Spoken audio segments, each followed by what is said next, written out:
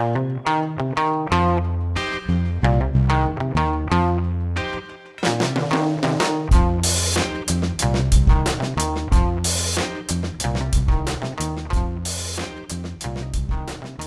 pessoal, começando mais uma edição do podcast da Fundação Cultural Badeschi, o Pod Arte.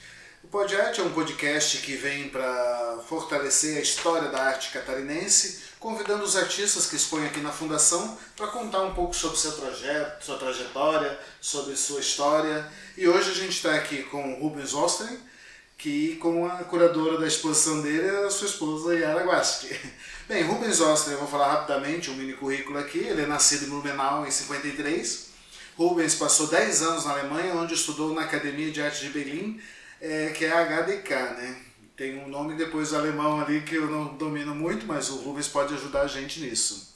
Produziu trabalhos e participou das exposições. No final de 1985, ele retornou à cidade natal, no Vale do Itajaí. Em 88, mudou-se para Florianópolis e desde 90 reúne num só lugar a casa, jardim e ateliê no bairro de Sambaqui. A Yara, que foi a curadora da exposição, é artista e pesquisadora independente, ex-professora do PPGAV e da UDESC, nascida em São Paulo em 1956, graduando em licenciatura em Artes Plásticas pela FAAP, São Paulo, mestre em literatura pela UFSC, doutor em comunicação e semiótica pela PUC em São Paulo, pós-doutorado em estética e comunicação pela Aarhus University de Dinamarca e desde 2016 na editora Jornal Artistic Research, como é que é? Research, é isso aí. Bem, Rubens, a gente agradece aqui a presença, né, muito importante para a gente aqui da Fundação ter a presença de vocês. E a gente gostaria de conversar um pouquinho com você sobre a sua trajetória, seu início, como é que foi, as dificuldades, as superações, tudo mais que você quiser aí abrir e conversar com a gente. Eu acho que a carreira do artista, ela nasce muito cedo, né? Nem sempre, claro, existem artistas que começaram aos 40 anos de idade. Mas eu fui um daqueles que já de criança já tinha essa tendência, morando no interior com uma não escola de arte, mas enfim, eu sempre tive um acesso a certos livros de biblioteca para entender o que era uma pintura. Eu venho de uma família mais do lado industrial da minha cidade, e bem cedo eu aprendi com meu pai a mexer com materiais de pintura, e minha mãe, que aquilo bem se conhece, bem germânico, uma bordadeira de primeira. Então aquela coisa artesanal já estava no sangue, assim. E até a pesquisa que a Yara fez, parece que meus bisavós na Suécia também tinham uma tendência para esse lado, que mexiam com pintura de residências e esse tipo de coisa. Então eu acabei pesquisando nesse sentido, e fui desenvolvendo até os meus 17 anos, que foi a primeira exposição individual que eu fiz no Teatro Carlos Gomes de Blumenau. Na época existia a Galeria Suaçu, que era o poeta Lindolfo Bell que tocava, e então ali a coisa ficou concretizada, que iríamos ver isso pelo lado da arte. Enfim, depois aparece um amigo remoto, o Paulo Groio, que também passou um tempo em Florianópolis, alguns anos, que era fotógrafo de Düsseldorf, na Alemanha, e eu meio que pensei, puxa, por que eu não poderia ir à Alemanha? Porque aqui a questão do ensino na arte era assim muito particular, digamos assim. E ele me convidou, me ajudou a ir primeiramente a Düsseldorf. Eu estudei como ouvinte, como visitante em Düsseldorf. Foi muito interessante esses contatos que eram, digamos assim, naquela época a vanguarda alemã, ela era em Düsseldorf, porque existiam grandes mestres assim como Joseph Beuys, que já atuava daquela maneira totalmente diferente na visão de arte, e outros como Gerhard Richter também. Eu tentei entrar na sala dele, na aula dele, mas não deu certo. Enfim, várias questões assim de época já se solucionaram ali, mas eu tinha que ter uma licença no país. Aí também, resultado, apareceu a chance de eu ir para Berlim e conseguir entrar na universidade da HDK, que se chamava, agora mudou o nome, parece, mas a HDK, Hochschule der Künste. Essa que eu não consegui falar. É, E quantos anos você tinha nessa época, Rubens? eu tinha 22 para 23 Bem anos. jovem, né? Bem jovem. Não, em Berlim não. Não, Berlim são daí 4 anos adiante. Ah, já estava 26 É, então. e 27. aí 27. começa toda uma dedicação por 5 a 6 anos nessa academia, e eu sempre puxei assim pelo lado, não sei porquê, mas da pintura, do querer entender o bidimensional e sua cromologia e suas diversas nuances do que era uma pintura, digamos assim, não acadêmica, porque as escolas lá não têm mais esse espaço acadêmico. Mas claro que você pode teoricamente estudar todo um processo acadêmico. Então valeu muito ter ido a Berlim, porque mesmo que fosse uma época da cerca do muro ainda, e era assim, digamos, numa aldeia menor, ela era mais intimista, então era mais agradável do que estaria hoje em dia, que virou uma capital enorme e todo um sistema adverso às possibilidades de um estudante. Mas aí você tem contato então com as vanguardas da pintura também, né? Que lá estavam nascendo grandes movimentos, né? De onde buscava certa liberdade na pintura. É isso? Certo, bem colocado. Foi que digamos assim, foi uma nostalgia à volta da pintura, porque os anos 70, mesmo no Brasil, do que tinha dos problemas daqui, lá também houve assim, um tipo de um desaparecimento da questão da pintura bidimensional e tal. E quando eu cheguei em 80, existia uma importância renovadora, assim, meio, digamos assim, pode ser chamado de nostalgia também, a volta à pintura. E essa volta à pintura, ela logo foi cunhada pelo expressionismo, que já é uma coisa daquele século inteiro. Só que aí, claro, outra maneira de pensar, falava-se do neo-expressionismo. Então teve grandes figuras da arte de um modo geral dentro da pintura, e ela era assim um tanto uma caricatura, de certa maneira, era uma figuração de uma expressão que não buscava o acadêmico, era uma questão que buscava uma rebeldia. Então aquilo também foi cunhado negativamente, diria eu, de bad art, arte ruim, arte não bem feita. Então isso é um pouco o que me cunhou também, de certa maneira. Por mais que eu não quisesse, eu fui meio que fui levado para isso. E naquela época a arte neo-expressionista ela tinha uma modificação para mim, porque eu cheguei no final dessa história toda. Do neo-expressionismo já estava assim em Nova York, na Itália, já estava em tudo que era lugar. E eu cheguei a reboque. Então eu pensei assim, não, eu tenho que rever a questão. Então eu meio que trabalhei no desmonte da figuração. Isso reflete muito ao trabalho que eu trouxe para Florianópolis e que está por todos os cantos em Florianópolis. E eu diria assim, só agora, nos últimos anos, que houve um interesse por esse tipo de linguagem no meu trabalho. Então, você voltou da Alemanha em 85, é isso? Ou Exato. para a cidade? E quando você chegou, né, o expressionismo já estava em vários lugares que você falou, né, pegou, e como é que foi você chegar no Brasil trazendo essa tua pintura que tinha respirava essa vertente do neo-expressionismo? Eu tenho que dizer que 85 foi quando a gente modificou politicamente no Brasil, certo? Sim. E houve uma grande ruptura, uma grande explosão de vontades. E no Rio de Janeiro foi aquela Como Vai Você Geração 80, né? Foi uma grande exposição no Parque Lage do Rio de Janeiro.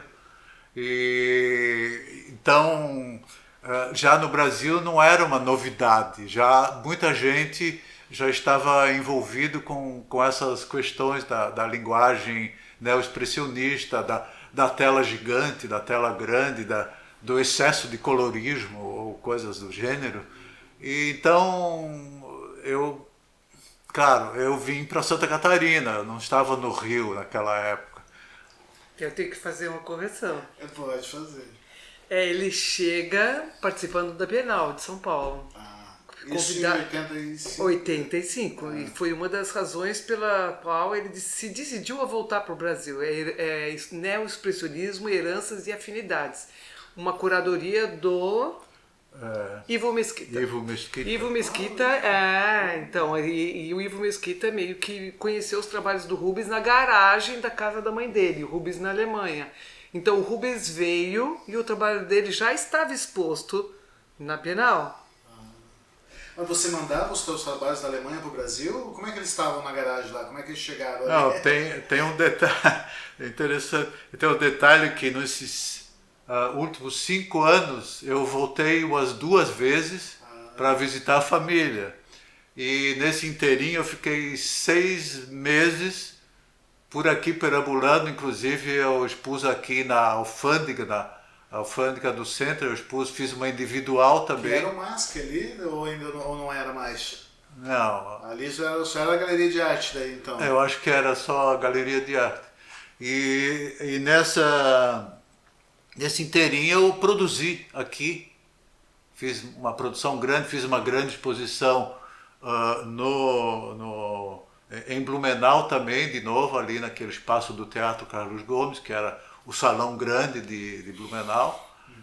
E creio que também aqui, eu já nem lembro mais, não, acho que isso já foi após, quando eu já estava aqui. Eu fiz uma grande mostra também no SIC, usei aquela parte lateral do outro lado do museu, que foi um grande espaço e foi bem incrível ter exposto ali. Legal isso. Então, a história ela vem da tua chegada aqui, quer dizer que eu já tinha exposto, o Ivo Mesquita conheceu o teu trabalho, dessa produção que tu fez, tu volta para a Alemanha e depois volta para o Brasil, isso. Chega na Bienal, né? E após isso, a sua produção ganhou, claro, depois de uma Bienal, né, ela deve ter ganhado um parâmetro nacional até. Sim, eu acho que sim. Reconhecimento. Eu acho que sim, que é sempre uma boa onda você pegar quando a coisa está indo bem por cima. E então aqui também foi motivo de eu me sentir bem voltando. E também foi a época que eu comecei a viver com Yara Guasque e a gente não sabia para onde ir, para o que fazer. Eu não tinha muita vontade de morar em São Paulo, porque eu sou um caipira, eu não gosto muito de cidades grandes, né? Eu gosto de coisas médias para pequenas. E aí Yara Guasque vem também para Blumenau. A gente forma uma família, temos 2 filhas até hoje aí presentes, e aí tendemos a dizer que tínhamos que ir para a capital. E a Florianópolis era interessante pelo fato de não ser muito grande e nem muito pequena. Então foi um acerto também. Chegaram no meio termo, não era uma metrópole, mas também não era interior. Legal. Mas o Rubens participou de vários salões, ganhou prêmio em vários salões também. Quando o Salão Nacional resolve fazer por áreas, né, por região sudeste, sul, que os curadores começaram a viajar pelo país. O Itaú ele ganhou... Cultura. Não, isso foi do próprio Salão Nacional. Você ganhou o prêmio e foi exposto em Curitiba, depois no Rio de Janeiro. Teve a mostra você está falando do Itaú, que foi no Rio Grande do Sul, né? Sim. Que é o BR, Brasil, BR. Depois foi exposto também em São Paulo. Tem Panorama de Arte em São Paulo, no MAN de São Paulo, então ele participou de várias exposições importantes. Muito legal. A gente conversa muito aqui porque às vezes a gente vê alguns jovens artistas, né, chegando a fazer suas exposições individuais e almejando uma carreira. E às vezes a gente fala, né, que atingir uma exposição individual ou atingir uma Bienal é um objetivo, mas se manter na carreira é um desafio maior ainda. E tu já tem aí mais de 40 anos, então, de trajetória artística, né? E como que é se manter? Como que foi se renovar? Porque hoje você ainda, podemos considerar você um artista contemporâneo, principalmente pela forma que você tem lidado com a matéria, né, no teu trabalho. Você tá se envolvendo nessas questões das novas... Você vê assim também, né? É uma leitura minha equivocada. Não, acho que sim, acho que... para mim não existe outra arte que você produz agora que não seja contemporânea. O resto tudo é um treino apenas, um ensaio de alguma coisa. E claro que você... Por isso que eu acho que uma coisa assim que todo mundo pensa, assim, qual é o teu estilo? Eu acho que não existe mais estilo. O estilo é você renovar o teu processo. O estilo é você fazer um outro olhar para o teu processo de desenvolvimento. Mesmo que você não se acerte com o mercado, digamos assim, isso não deve ter a maior importância. O importante é que você possa criar até, eu diria assim, o mercado do futuro. Porque o mercado atual ele é sempre de altos e baixos. Então, como eu gosto do mercado de arte, tem gente que não se interessa pelo mercado de arte. Eu acho assim que a renovação de uma linguagem, do estar percebendo que você vai fazer outra coisa, é ali que está essa vontade de se desenvolver cada vez mais, independente da tua circunstância, das dificuldades, inclusive. Então, quando eu vejo assim os jovens artistas de boa qualidade, de boa cabeça, de boa vontade, as dificuldades são as mesmas de sempre. A dificuldade do espaço, a dificuldade do reconhecimento, e nós, no nosso estado, talvez carecemos mais de curadorias, de fato, como já está acontecendo mais.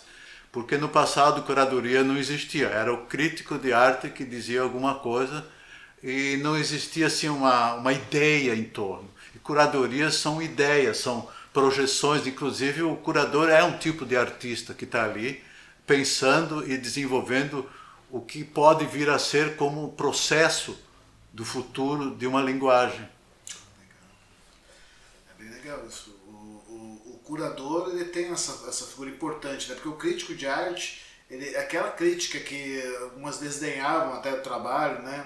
Recentemente teve um curso aqui que falou da exposição da Elke lá em Blumenau e desdenhou muito a exposição. Aquele tipo de crítica eu já não vejo muito espaço para ela, né? Hoje o crítico se transforma num curador e ele vai estudar e se aprofundar no trabalho dos artistas. E vai oferecer, às vezes, leituras mais aprofundadas também dentro do campo da teoria, né? Então eu gosto mais de como é hoje do que como era antigamente. Não, acho que essa é a evolução, né? Onde aconteceu um processo de internacionalização, de a gente ter uma chance, porque a gente adora falar nesse estado, que esse estado é maravilhoso, que a gente pensa muito grande, nós somos um estado rico em todos os sentidos, mas culturalmente a gente parece que sempre está um pouco andando atrás da grande roda. E essa é a questão que você está colocando, da possibilidade de curadorias internacionais chegarem aqui. A gente gosta tanto de ver aquela coisa lá de fora quando é turista, mas não gosta de ver ela aqui dentro, talvez. E isso é importante que a gente não queira ultrapassar outro estado. Essa concorrência é uma coisa desinteressante, mas que a gente esteja com os olhos abertos para a grande chance que um estado desse culturalmente pode vir a ter. Por quê? Porque ele tem todas as condições de fazer isso. Claro, Santa Catarina, a gente teve aqui, é reconhecido, né, a Faculdade de Artes da UDESC, ela fugiu aquele tema da Belas Artes, como a maioria das faculdades a gente pega os nossos estados vizinhos, né, Rio Grande do Sul e Paraná, tem a Faculdade de Belas Artes, e aqui ela pega a UDESC chega uma pegada mais contemporânea, né, ela pode falar bem que ela foi professora lá há muitos anos, mas eu quando eu estudei lá, eu lembro de sair do estado para apresentar artigos, e o pessoal reconhecer isso na UDESC, gostar dessa diferenciação de não estar tão atrelado só à técnica, mas também às ideias contemporâneas sobre a arte, né. E falando em curadoria, daí vem a Yara que curou essa exposição, né? Como é que ela chegou aqui? Vou contar um pouquinho, porque eu tenho uma certa culpa nisso, uma culpa boa, né? É que eu já conhecia o teu trabalho há muito tempo, né? Eu lembro do seu catálogo ali na Galeria Helena Freta, que é a sua representante aqui na cidade, e eu falei, nossa, eu queria trazer esses artistas, né? Esses artistas que já têm uma trajetória, têm um renome, né? Então, um dos objetivos meus quando eu cheguei aqui era trazer esses artistas que já têm essa carreira consolidada, né? Fazer essas homenagens. A gente somos uma instituição catarinense e nada mais justo do que a gente trazer esses artistas para dentro desse espaço, né? Para quem vem de fora poder chegar aqui e falar, eu conheci os artistas catarinenses. Porque talvez trazer artistas de fora é interessante, mas chegar num estado, num museu, que é na capital, numa fundação, no caso nossa, né? E ter artistas de fora, quem vem de São Paulo é um artista de São Paulo, quem vem do Rio Grande do Sul, não, eu acho que essa missão de trazer essa homenagem é válida. E eu, quando vi o Jardim, né, eu pensei, poxa, é o espaço que eu tenho mais liberdade hoje aqui na Fundação de trazer exposições. E tu entrou nessa lista, então convidamos e chegamos fazendo sua visita, e veio a ideia de fazer essa exposição com os objetos instalativos. E quando a gente chegou lá, a ideia, né, foi crescendo e a Yara trouxe muitas contribuições naquela conversa. E quando a gente voltou para cá, a gente falou, não, a Yara tem que ser curadora, porque ela está imersa nesse processo. E como que você viu esse convite, essa proposta? Bom, eu já trabalhei, quer dizer, teve algumas exposições que eu atuei como curadora e artista, né, em outras exposições. Eu acho que é diferente, por exemplo, fazer a curadoria do trabalho do Rubens, né? Eu conheço o Rubens desde 80 na Alemanha, a gente se conheceu em Berlim. E o que eu vejo é que, por exemplo, às vezes o artista próprio não consegue visualizar o trabalho dele, como que esse trabalho dialoga e como que ele deveria ser montado. Eu diria até que uma mesma exposição poderia ser montada de inúmeras vezes. E cada vez, com os mesmos trabalhos, ela teria uma outra leitura. Então, eu fiz um curso até em Aarhus, com a Joasia Krisa, na Dinamarca, sobre curadoria, e ela dizia assim, quando ela perguntou, fez uma roda de conversa do que as pessoas entendiam o que seria curadoria, e a maior parte das pessoas entendem que é o papel do crítico, ou é o papel de organização daqueles trabalhos, e ela dizia assim, isso é muito redutor. Curar é problematizar. Então, eu acho que é uma coisa assim, que eu acho que é legal. E quando vocês fizerem, então, esse convite para mim, vocês já tinham mais ou menos denominado, pelo menos 2 trabalhos já estavam certos, né? Eu tentei resgatar dentro dos trabalhos do Rubens outros trabalhos que dialogassem. Não assim para ser uníssono, né? Quer dizer, esses trabalhos não estão assim... pensando os materiais ou mesmo acomodação no espaço da mesma maneira, mas talvez eles tenham coisas que migrem de um para outro, né? Essa questão do apoio, do peso, e eu queria ter trazido outros que são suspensos, como eu tinha dito, que são mais flexíveis, mas tem essa questão da bola de madeira de bolão, mas o Rubens não permitiu, quer dizer, vários trabalhos que eu queria ter incluído, o Rubens não permitiu, porque ele achava que não teria condição de serem expostos, né, a céu aberto, e mesmo assim a gente tinha medo de que esses trabalhos que estão aqui pudessem sobreviver a 3 meses de sol e chuva. Esse é o grande desafio, porque o Jardim ele pede trabalhos que permitam, né? E às vezes os artistas não produzem coisas a céu aberto, né? Porque são poucos. A gente trabalha muito com escultura, com cerâmica, mas obras, por exemplo, pintura no campo expandido, como é aquele trabalho em tecido ali, pensar ele a céu aberto dá um certo receio, né? As bolas de madeira, que elas estavam envoltas em tecidos, né? Podia realmente causar um certo dano ao equipamento. Então a gente, acho que até tu, né, se conforta um pouco de não poder ter trazido por conta da salvaguarda desses trabalhos, né? Sim. E a gente tem ali, então, alguns trabalhos que são coletados, né? Acho que o Rubens pode falar um pouquinho agora sobre essa coleta, sobre esse trabalho não foi feito de uma vez, né? Ele tem anos de produção ali, né? Como é que foi? Como eu moro no Sambaqui, que já foi colocado, moro bem no final do Sambaqui, onde tem o costão, onde você convive com o mar e talvez com a passagem dos pescadores diariamente, na madrugada, inclusive, todo um pessoal que tem toda uma materialidade dentro da vila do Sambaqui. E eu fui sempre eu ando todo dia com a Yara, pelo menos 1 hora a gente caminha. E eu não sei como, muitas vezes eu encontrei formas de madeira, muitos objetos de madeira. Então eu sou um tipo de um coletor. Coletor é a palavra certa. E fui acumulando esse material, né? Longe de querer ser um acumulador, mas essas coisas que também o mar trouxe e que já trouxe tão bonitas. Por exemplo, nas tempestades do Sambaqui, muitos barcos muito velhos já e de madeira pintada 300 vezes, eles se quebraram e foram parar no meu quintal, praticamente. E ali surgiu a ideia. Então eu comecei a coletar tábuas de barcos derruídos, destruídos, como um material que eu futuramente pensaria em... Não sei primeiro o que eu queria fazer. Daí eu me aventurei a fazer uma série de esculturas com madeiras de reciclo. Eu gosto muito da ideia do reciclo na arte. Esses materiais primeiros serviram para fazer uma coisa assim bem, ainda bastante comportada da ideia de escultura do tridimensional.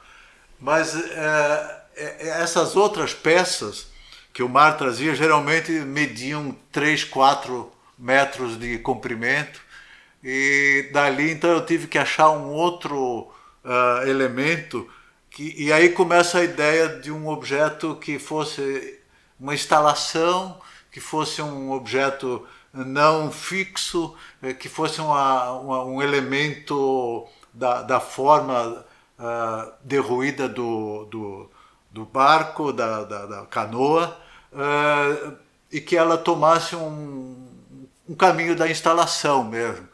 Mas assim, só a instalação não era. Então eu comecei a pensar sobre o que você pode dar como um recado dentro dessas composições. E daí surge essa questão, depois de vários tempos parados olhando para aquilo, que eu deveria buscar uma nova cor, acrescentar a questão da pintura no tridimensional. Então uma dessas peças ela é a mais colorida, porque eu quis treinar o meu colorismo, que é talvez o único elogio que eu recebi do meu professor, é que eu era um excelente colorista, o resto eu não sabia nada. Enfim, eu quis fazer dali uma situação que me tirasse do bidimensional. E esse foi minha coragem de me meter com esses objetos. E, enfim, eles estão ao mesmo tempo me dando a possibilidade de eu pensar cada vez mais nessa direção, que eu acho que fazer arte é um pouco isso. Você projeta o futuro olhando para o teu presente, dentro do processo criativo, claro. E esses materiais, além de você encontrar, você fez intervenções nele, né? Tem um ali que diz que é seu rosto, né? Você, de alguns pedaços, você coloca uma cruz, né? Então tem outros, tem intervenção. E como é que você começou com as intervenções? Porque a primeira ideia já foi intervir mesmo nesse material, ou a primeira ideia era coletar e criar instalações? Não, era a questão de criar instalações. Só que é essa coisa, assim, quando você está muito novo num processo, que para o meu caso era tridimensional, eu andei, como eu falei há pouco, estudando de maneira mais tradicional a escultura, mesmo que com material de reciclagem, e minha própria pintura matérica, ela buscava um relevo já bastante, então eu me preocupei muito com a textura. E como essas sobras, essas quebras dos barcos antigos, tinha tanta tinta, aquilo já estava pronto praticamente. Então, assim, é uma situação maravilhosa com o objeto já adiantado. Então, ali é que acontece uma progressão de você pensar num objeto que já está pronto praticamente, mas o que você pode fazer é pensar um pouco sobre a origem daquilo e quem é que estava com isso na mão antes.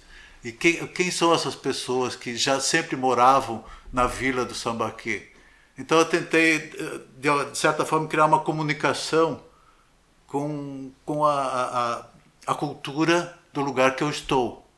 A cruz é uma coisa bem simbólica para o Santo Antônio da Lisboa, é a igreja mais antiga daqui, é todo um envolvimento cristão que está ali, e as festas cristãs também. Então aquilo me envolveu, me trouxe ajuda no questionamento, assim como essa outra figura meio caricata, aquilo já é um objeto meu que já vem me perseguindo, digamos assim, desde os tempos primeiros, de criar sempre uma careta para que você dê uma chance para a pessoa que não gosta de olhar só para o abstrato e sentir uma certa figuração.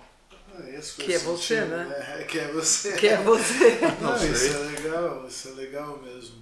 Existe um artista italiano que tem contato com Belo Horizonte, Minas, Mimo Palladino. E eu, na época, eu estudava a pintura dele porque ele era muito interessante. Ele era completamente diferente da pintura alemã e ele era muito solto e muito corajoso. E ele tinha uma simbologia que talvez seja uma coisa a ser estudada na psicanálise. Ele sempre colocava a cabeça dele junto, pintada.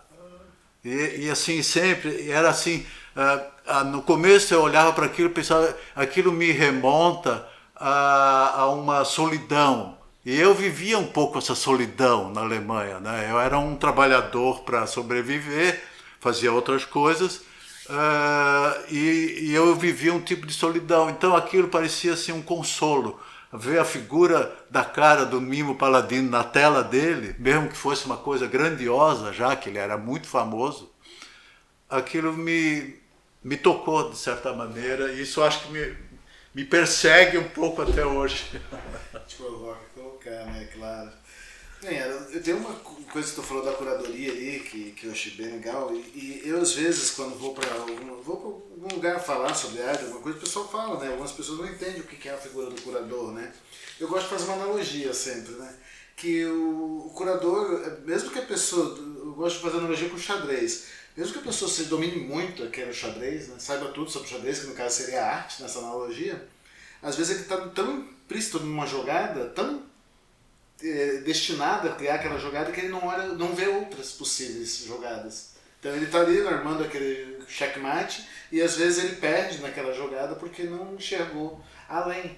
Eu acho que o curador é essa pessoa de fora do jogo, porque de fora a gente consegue ver às vezes a jogada, o cara está imerso, eu estou aqui do lado assistindo, mas eu vejo aquela jogada que ele não viu. E às vezes eu acho que o curador é essa figura, que ele vê possíveis jogadas que não viu. E tu fez um texto muito bom, queria que tu falasse um pouquinho do teu texto. E um pouquinho dessa tua curadoria mais voltada ao trabalho. Tá. O texto, na verdade, eu tinha escrito, eram 2 textos, um menorzinho e esse maior, quando o Rubens foi convidado para fazer uma instalação no MASC, quando estava a ex-diretora, antes do MASC fechar, e Suzana. Isso, e daí o Rubens, quando ele foi convidado, o Rubens falou, na verdade, assim, vários convites de exposição para o Rubens. Ele fala, o que você acha que eu devo expor? Sou eu que falo que ele deve expor. Então começa assim, daí quando ele foi esse convite, ele falou, então eu vou levar essa pintura e tal. Daí eu falei assim, Rubens, expõe no MASC o que você não exporia numa galeria. Porque as galerias têm um vício da questão do mercado, do que é um produto, do que é um objeto vendável. E o trabalho do artista é muito maior do que isso. Então, assim, você aproveita o espaço do museu e faça uma instalação que você tem praticado, tem desenvolvido, tem dedicado o seu tempo e que você gostaria de ver ela montada, né? É uma possibilidade de montagem de trabalhos que numa galeria você não vai ter. E daí ele fez com aqueles caquinhos de cerâmica, que são os caquinhos que ele recolhe, a gente recolhe dentro da praia e nas praias mais próximas da nossa casa. E outra instalação que ele fez ao mesmo tempo foi com tocos de madeira policromados, que ele fez, aderiu na parede, não sei se vocês se lembram.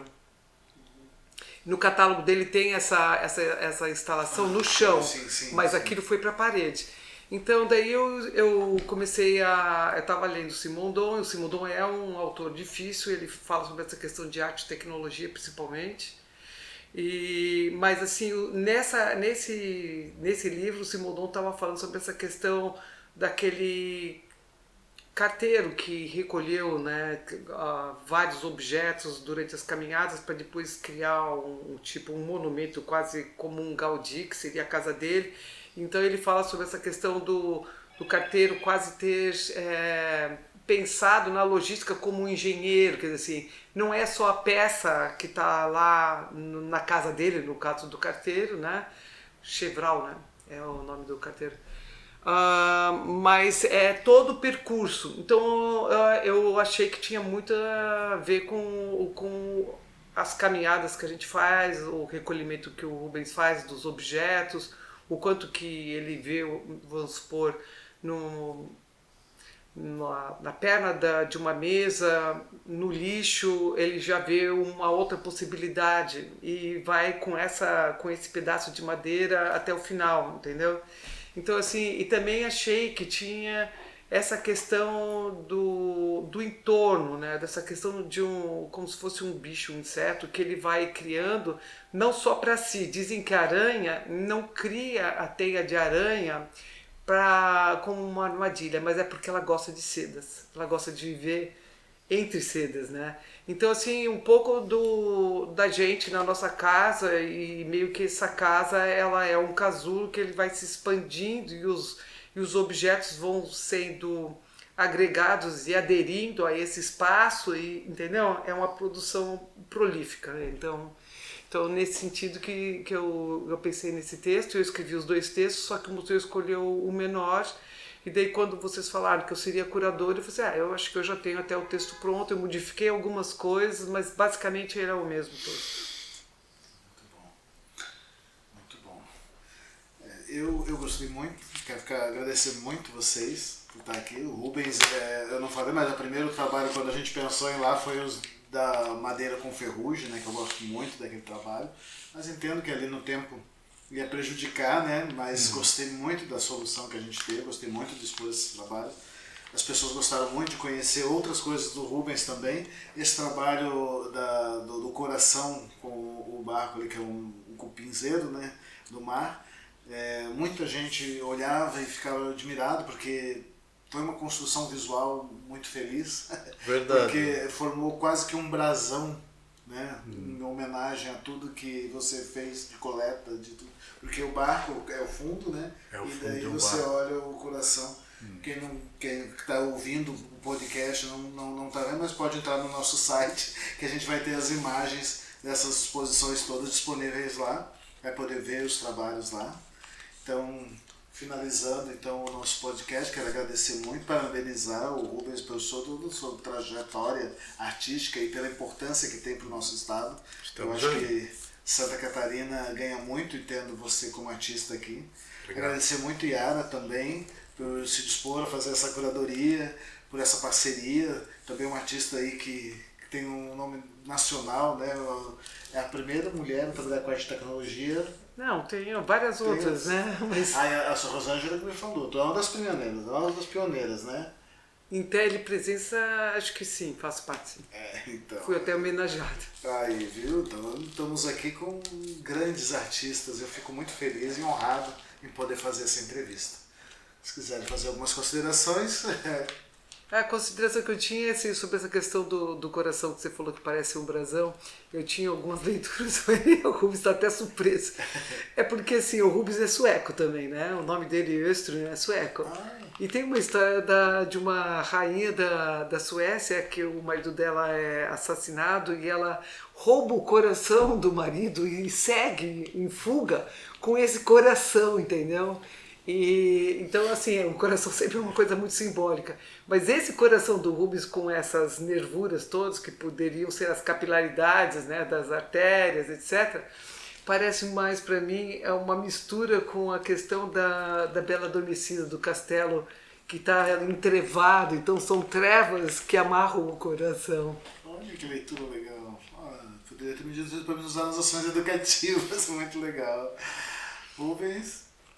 Eu agradeço também ter podido mostrar um trabalho assim não convencional, que ainda é um processo experimental para mim e que acho que fechou bem a ideia de fazer uma mostra ocupando o espaço externo. E para mim foi até uma surpresa também ver isso dessa forma primeiramente. E agradeço, achei que deu tudo otimamente certo, mesmo com o vento... jogando contra, vamos dizer assim. Jogando contra. É verdade. E estou aí à disposição também para projetos futuros, querendo... Com certeza, vamos ter outros. Agradecer a quem está ouvindo o podcast aí, dizer para seguir as nossas redes sociais. Se tiver mais interesse nas ações da Fundação Cultural Badesc, pode conferir tudo sempre no nosso site, sempre atualizado. Obrigado novamente. Obrigado.